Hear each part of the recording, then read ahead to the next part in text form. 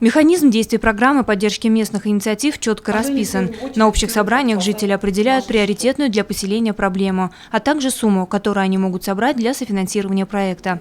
Затем выбирается инициативная группа, которая совместно с работниками органов местного самоуправления готовит комплект документов для участия в конкурсе на получение субсидий из республиканского бюджета. Бумаги направляются в конкурсную комиссию при правительстве Башкортостана, которая в свою очередь оценивает заявки и определяет победителей. В Сибае уже есть примеры действия этой программы, потому в этом году активность сибайцев еще выше.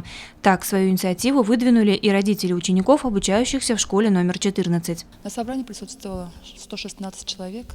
Были выдвинуты разные проблемы.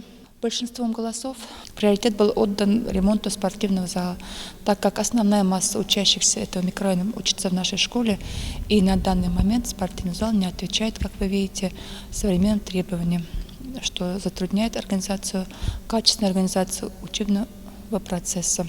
Конечно, ремонт здесь требуется большой, но мы хотим провести пока текущий ремонт, именно косметический, потому что здание хорошее, советской постройки, теплые, просторные, светлые.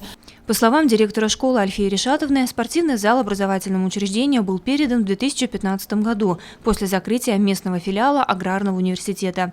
До этого занятия физкультуры проводились в детско-юношеской спортивной школе.